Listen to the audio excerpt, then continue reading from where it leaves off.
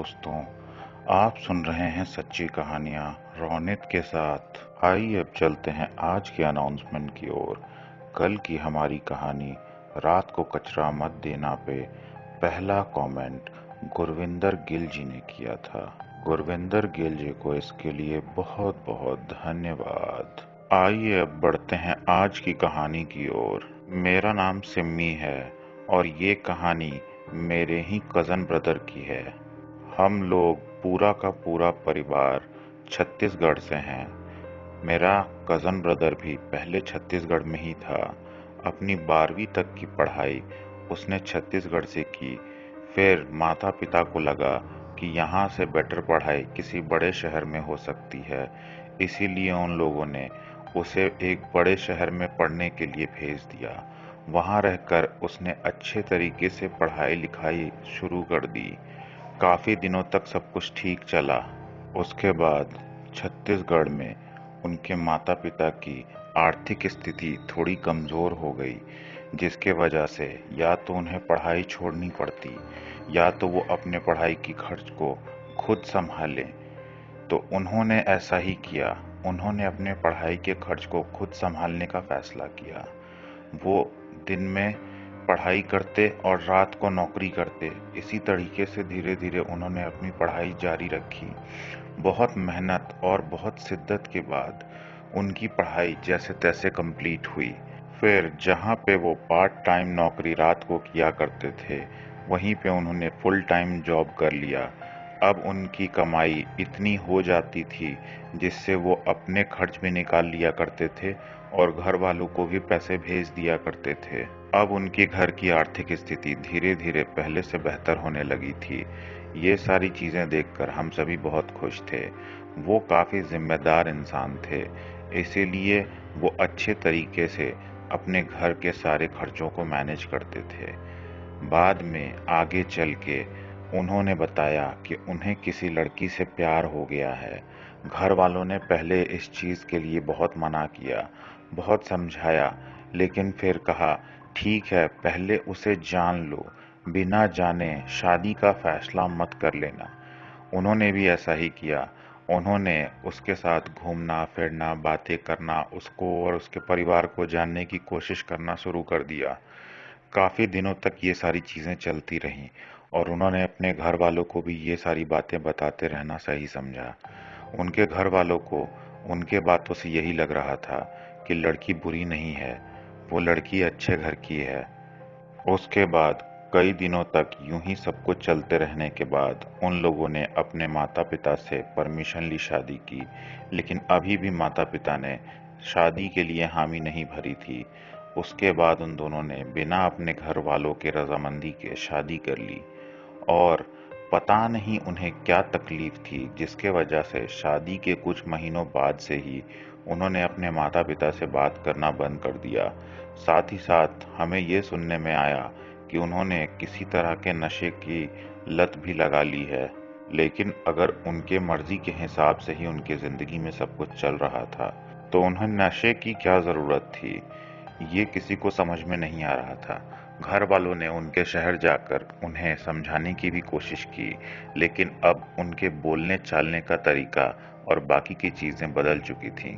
लग रहा था जैसे वो किसी के वश में है और शायद इसके पीछे वही लड़की थी। घर वालों ने उन्हें कई महीनों तक मनाते रहने के बाद कोशिश की कि वो किसी तरीके से उनके पास चले आएं।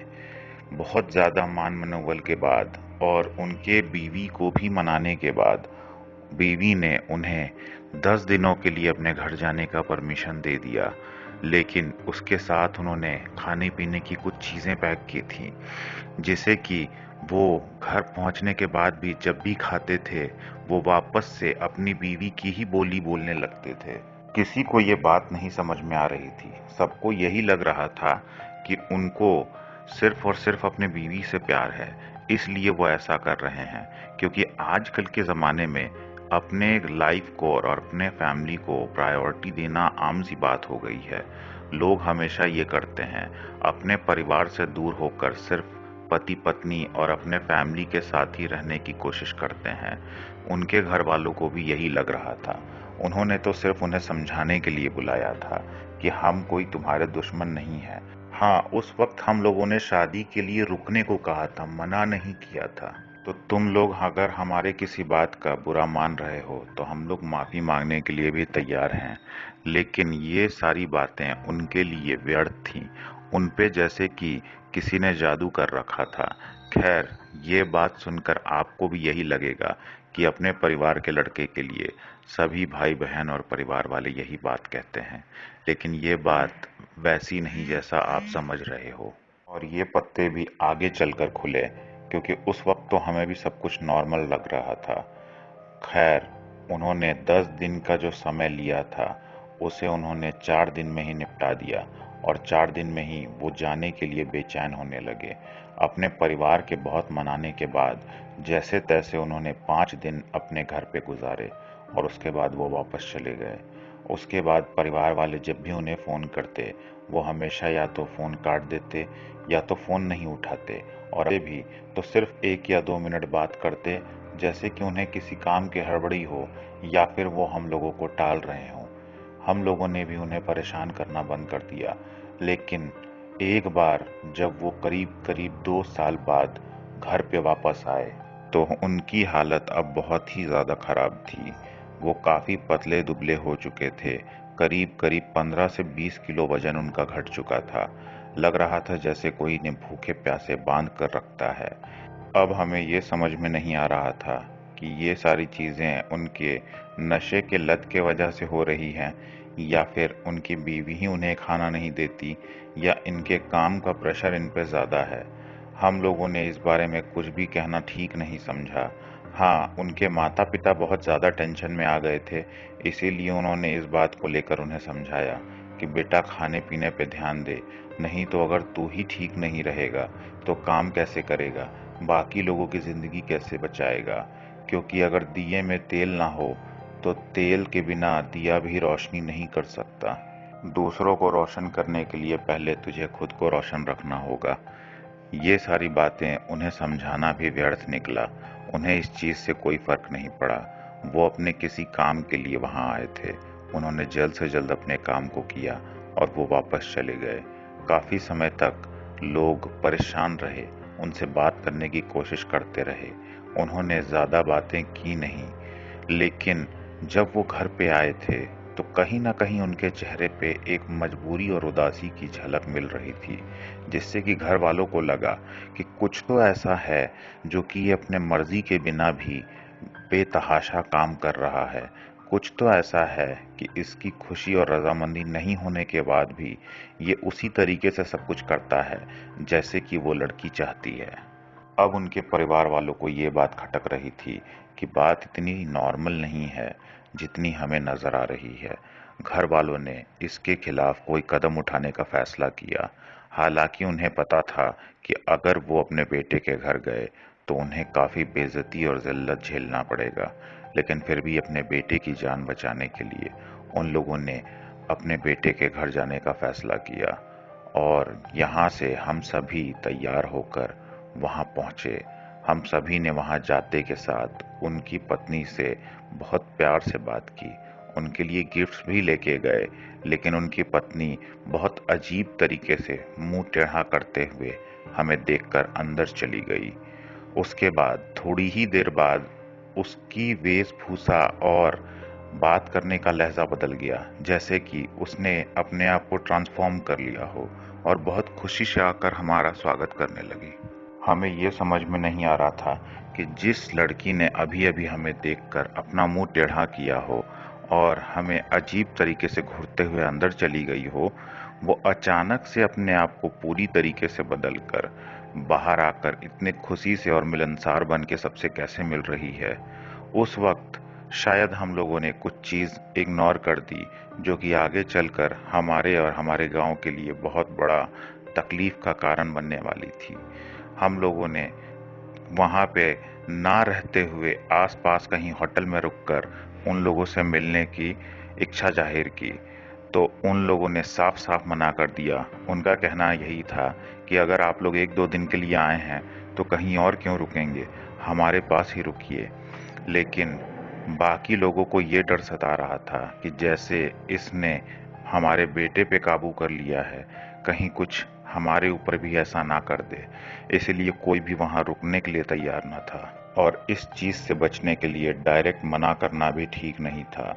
इसीलिए हम सभी ने ये बहाना लगा दिया कि यहीं पे हमारे एक और रिलेटिव शिफ्ट हुए हैं, हमें उनके पास जाना है, उन्होंने ही हमें बुलाया था, इसीलिए हम लोग यहाँ आए हैं, हम लोग तो बस तुमसे मिलने चले आए।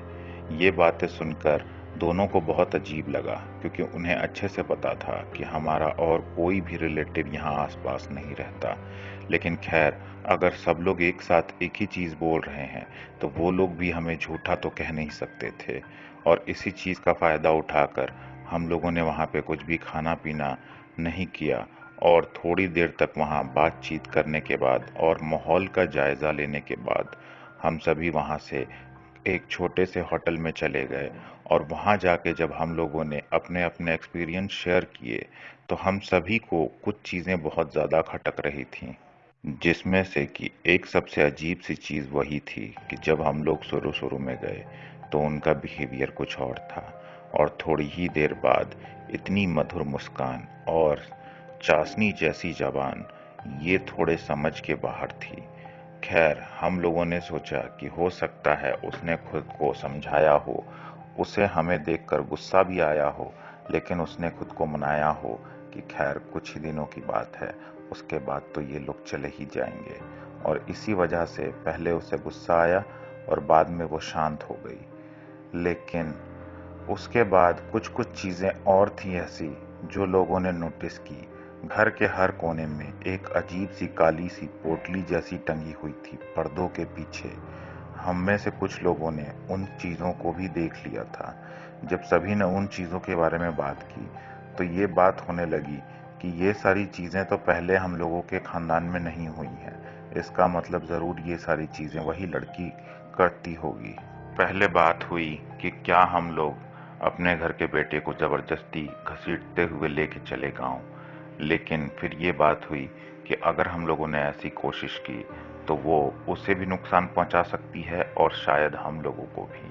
तो क्यों ना पहले वापस गांव जाकर अच्छे तरीके से सारा प्लान बना लिया जाए, फिर इसके बारे में सही सही पता करने के बाद ही कोई एक्शन लिया जाए, क्योंकि हो सकता है कि हम ही लोग गलत सोच रहे हों और वो लड़की बुरी ना हो।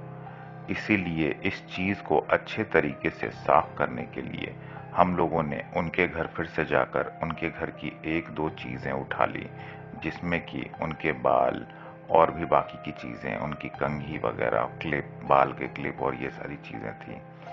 उसके बाद हम लोग उन सारी चीजों को लेकर अपने गांव चले गए। गांव जाने के बाद हम सभी लोगों ने गांव के सबसे प्रतिष्ठित बाबा जी को वो सारी चीजें दिखाई और सारा हालात बताया, जिससे कि उन्होंने वहां पे हमसे कुछ समय मांगा और बोला कि अगर कोई इंसान रहता है तो उसको देखकर तो तुरंत बताया जा सकता है, लेकिन उसकी चीजों से ये सारी चीजें पता लगाना थोड़ा समय लेता है। इसीलिए आप लोग कुछ दिनों बाद आइए। और उन कुछ दिनों में हम लोगों को बाकी की चीजों की भी तैयारी करनी थी, जैसे कि हमें ऐसा माहौल बनाना था जिससे बिना हमारे गए हुए ही वो यहाँ आ जाए, या फिर वो दोनों ही यहाँ आ जाएं। हमें दोनों के आने से भी कोई तकलीफ नहीं थी, इसलिए हम लोगों ने फोन पे उन लोगों से बातें करना शुरू कर दिया। बातचीत चल रही थी, सब कुछ हो रहा था। अब वो पहले के जैसे रूड भी नहीं थे, बात भी ठीक से करते थे। शायद उनकी बीवी ने उन्हें समझाया होगा। उसके बाद यूं ही सब कुछ चलता रहा और वो दिन आ गया जिस दिन बाबा ने हमें बुलाया था। जब हम लोग बाबा के पास गए तो बाबा ने कहा, ये कोई आम लड़की नहीं है, इसके पास कई सारी शक्तियां हैं, और कुछ शक्तियों को तो इसने इस तरीके से साध रखा है और इतने ज्यादा तरीके से इस्तेमाल करना भी जानती है कि वो तो शायद कोई नामी बाबा भी नहीं करता होगा। क्योंकि जब भी कोई बाबा सिद्धियां प्राप्त करता है तो वो कई सारे ताकतों का अलग अलग तरीके से प्रैक्टिस करता है, लेकिन ये सबसे ज्यादा एक ही चीज की प्रैक्टिस में लगे रहती है, जो कि है वशीकरण मंत्र। तुम्हारा बेटा यूं ही उसके पल्लू से नहीं बंधा हुआ है, यूं तो हर लड़का अपनी बीवी के पल्लू से बंधा हुआ होता है, लेकिन यहाँ कहानी कुछ और है। वो सच में बहुत बड़ी ज्ञानी है तंत्र मंत्र की। उसे पता है किसी को काबू में कैसे रखते हैं, और वशीकरण की तो वो एक्सपर्ट है। अगर किसी तरीके से तुम लोग उन दोनों को यहाँ बुलाने में कामयाब हो जाते हो, तो मैं अपनी पूरी कोशिश करूंगा कि तुम्हारे बेटे के ऊपर से वशीकरण हटा सकूं, लेकिन उसके लिए उन दोनों का यहाँ आना बहुत ज़रूरी है। खैर, वैसे तो तुम्हारा बेटा यूं ही यहाँ आएगा नहीं, इसीलिए मैं तुम्हें कुछ मंत्र बता रहा हूँ, और साथ ही साथ ये काम सिर्फ माँ कर सकती है। आपको ये मंत्र हमेशा दोहराना है और अपने बेटे को सच्चे दिल से पुकारना है, जिससे कि शायद थोड़ी देर के लिए उस लड़की के वशीकरण से वो बाहर आए और वो अपने माँ को याद करते हुए यहाँ तक आप लोगों से मिलने ज़रूर आए। जितनी ज़्यादा शिद्दत आपके मंत्रोच्चारण और उसे पुकारने में होगी, उतनी ही जल्दी इस मंत्र का असर होगा। ये सारी चीज़ें जानने के बाद उनकी माँ ने ये सारी चीज़ों को शुरू कर दिया, और वो रोज़ उन्हें दिल से पुकारती थी और मंत्रोच्चारण भी कर रही थी, लेकिन पता नहीं क्यों इसका असर हो नहीं रहा था। हो सकता है उनकी पत्नी को ये बात पता चल गई हो, इसलिए उन्होंने भी अपने ताकत का डोज बढ़ा दिया हो। फिर धीरे धीरे 1 महीना निकल गया, 2 महीने निकल गए, 3 महीने निकल गए। इस चीज का कोई खास असर होते हुए नजर नहीं आ रहा था। हाँ, जब बेचैनी बहुत ज्यादा बढ़ जाती थी, तो भैया अपने माँ को फोन करके बात कर लिया करते थे, लेकिन असर इतना ज्यादा नहीं था कि वो अपने पत्नी को लेकर या उन्हें छोड़कर यहाँ चले आएं। इसीलिए उनके माँ ने ये कोशिश जारी रखी थी। बाकी के घर वालों ने तो अब उम्मीद छोड़ना शुरू कर दिया था, लेकिन एक दिन उनकी कोशिशें रंग लाई और भैया ने फोन करके बताया कि मुझे आपकी बहुत याद आ रही है, मैं वहाँ अपनी पत्नी को लेकर आ रहा हूँ। हम लोगों में जैसे खुशी की लहर दौड़ गई थी, लेकिन सभी ने बहुत नॉर्मल बिहेव किया। उसके बाद जब वो लोग यहाँ आए, तो हम लोगों ने सब कुछ बहुत अच्छे से किया और उनका और उनकी पत्नी का बहुत अच्छे से स्वागत भी किया।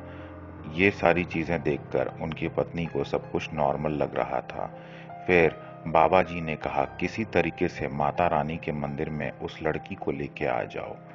हम लोगों ने बहुत मनाया, लेकिन जब भी हम लोग माता रानी के मंदिर जाने का प्लान करते, वो लड़की कोई ना कोई बहाना बनाने लगती थी कि मेरी तबीयत खराब है, या ये प्रॉब्लम है, या वो प्रॉब्लम है, लेकिन किसी भी तरीके से वो प्लान को कैंसिल करवा देती थी। हाँ, बाकी का कहीं अगर घूमने जाने का प्लान बनता था, तो वो हमारे साथ जाती थी, लेकिन सिर्फ और सिर्फ माता रानी के मंदिर जाने के लिए ही उनको बहाने याद आने लगते थे। अब क्या पता, हो सकता है सच में भी उनकी तबीयत खराब होती हो, लेकिन सिर्फ उसी समय जब मंदिर जाने की बात हो रही हो, और अगर घूमने की बात हो तो तबीयत बिल्कुल ठीक हो जाता था। ये कैसे हो रहा था, ये हमारे समझ के बाहर था। हम लोगों ने बाबा जी को ये सारी बातें बताई।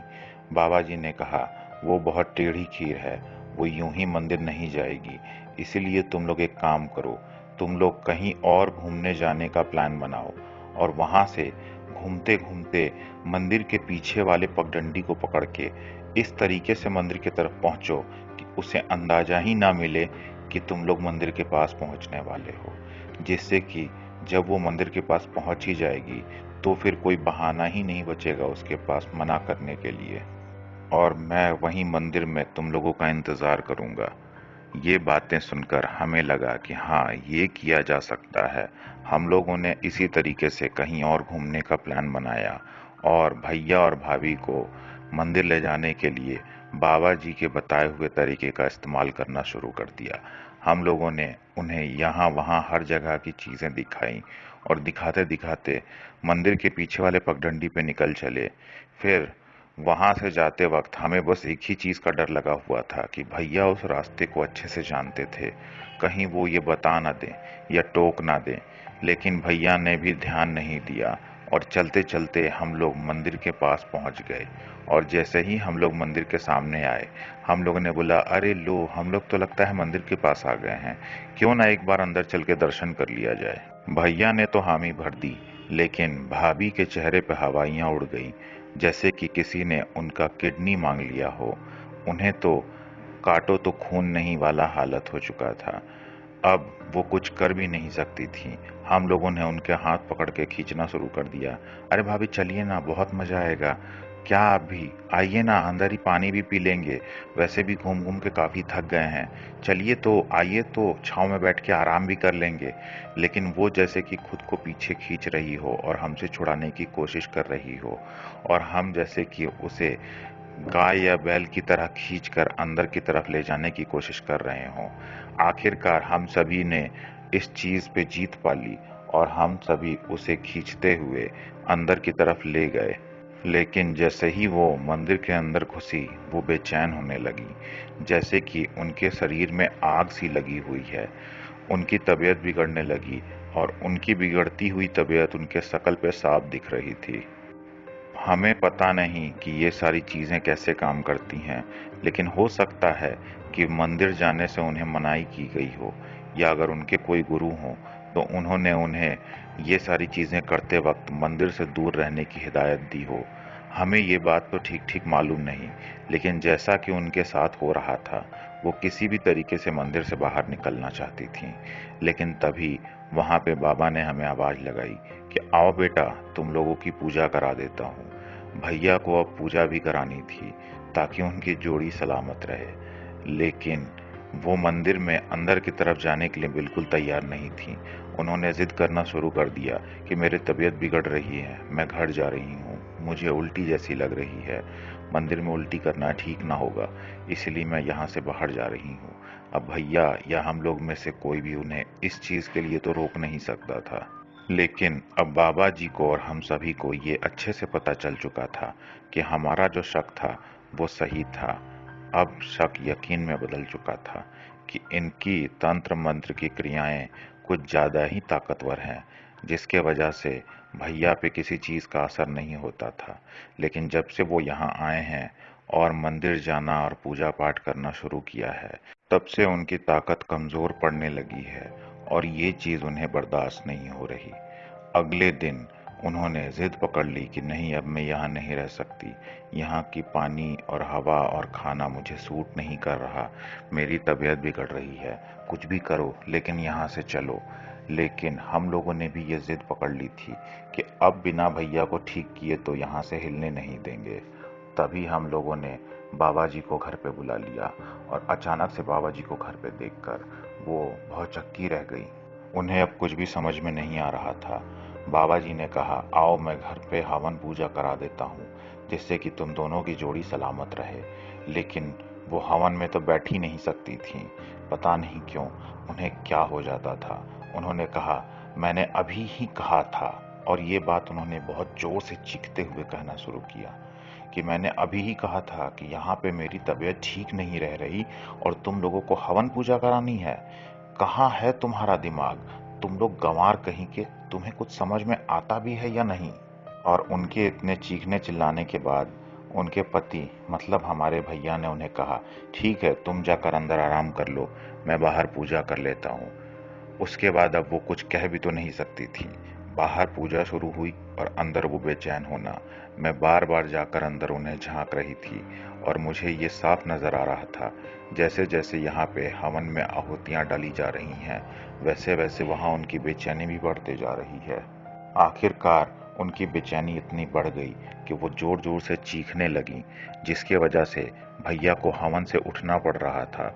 लेकिन हम लोगों ने बोला, आप बैठे रहिए और हवन जारी रखिए, हम लोग देखते हैं भाभी को क्या हुआ। और उसके बाद हम लोग भाभी को चुपचाप वहां से निकालकर बाहर की तरफ ले गए, जिससे कि अब भाभी को अच्छा फील हो रहा था। हम लोगों ने उन्हें ये बहाना दिया कि हो सकता है कि आपको डॉक्टर के पास जाके अच्छा लगे, इसीलिए हम आपको डॉक्टर के पास ले जा रहे हैं। लेकिन उस घर से निकलते के साथ उनकी तबीयत ठीक होने लगी, क्योंकि अब वो हवन पूजा और मंत्रोच्चारण उन्हें सुनाई और महसूस नहीं दे रहा था, इसीलिए अब उन्हें अच्छा लग रहा था। लेकिन हम सभी को ये समझ में आ चुका था कि इतनी जल्दी ये भी हार मानने वालों में से नहीं है। बाबा जी जब हवन पूजा करवा कर वहां से चले गए, तो उसके बाद उन्होंने अपने हवन पूजा का कार्यक्रम शुरू किया और उससे पूरे गांव पे असर होना शुरू हो गया। अब पूरे गांव की तबीयत एक साथ बिगड़ने लगी थी। ऐसा लग रहा था जैसे कि वो अब पूरे के पूरे गांव से बदला ले रही हों। उन्होंने सबकी तबीयत एक ही रात में एक ही तरीके से बिगाड़ दी। सभी को तेज दर्द, उल्टी और तबीयत बिगड़ना, फीवर, बाकी की चीजें, सारे सिम्टम्स एक ही जैसे। ये बहुत अजीब था, लेकिन अगर पूरे गांव में कोई स्वस्थ था तो वो सिर्फ वही। ये बहुत अजीब बात थी। तांत्रिक जी को हम लोगों ने ये सारी चीजें बताई। बाबा जी ने कहा, हाँ, वो बदला ही ले रही है, क्योंकि उसे इस चीज का गुस्सा है कि उसने इतने सालों में जो किया था उसको हम लोग बर्बाद करना चाह रहे हैं। और तुम्हारे परिवार के साथ साथ गांव के लोग भी तुम्हारी मदद कर रहे हैं। वो इतने में शांत नहीं होगी। और बाबा जी ने इसका तोड़ निकालने के लिए एक दो दिन का समय मांगा, लेकिन उस एक दो दिन में कई लोगों की जान चली गई। और जब लोगों को ये अंदाजा हुआ कि उन लोगों की जान उसी की वजह से गई है, तो वो लोग सभी आग बबूला हो गए और उन लोगों ने उसे पकड़ने का फैसला किया। पता नहीं कैसे गांव वालों के घर तक पहुंचने से पहले पहले उन्हें इस चीज का अंदाजा मिल गया और वो गांव से रातों रात भाग खड़ी हुई। हम सभी ने उन्हें ढूंढने की बहुत कोशिश की, लेकिन वो कभी किसी को मिली नहीं। हाँ, ये खबर मिली थी कि उन्होंने किसी और को अपने जाल में फंसा लिया है और उन्होंने नई शादी कर ली है। लेकिन आज वो कहाँ रह रही हैं और किसके साथ रह रही हैं और क्या कर रही हैं, ये ठीक ठीक किसी को नहीं पता। किसी ने उन्हें रास्ते में यूं ही देखा था उनके नए पति के साथ, इसलिए लोगों को ये बात पता है। लेकिन अब वैसे भी उसके जैसी औरत के साथ कोई ताल्लुकात हमें रखना भी नहीं। हाँ, लेकिन बेचारा वो इंसान जो आज उसके साथ है, उसे या उसके परिवार को तो अंदाजा भी नहीं होगा कि वो कैसी औरत है। उस वक्त तो हमें भी ये नहीं पता था कि वशीकरण कितना ताकतवर चीज हो सकता है और वो वशीकरण की कितनी बड़ी ज्ञाता है। इसीलिए हमें हमेशा ऐसे लोगों से दूर रहना चाहिए जिन पे हमें शक भी हो कि वो वशीकरण मंत्र को जानते हैं। खैर, आज की कहानी में बस इतना ही। ऐसी ही अनोखी कहानियों के लिए हमारे प्लेलिस्ट को ज़रूर विजिट कीजिएगा। कल फिर मिलेंगे ऐसी ही एक मनोरंजक कहानी के साथ। तब तक के लिए साइनिंग ऑफ।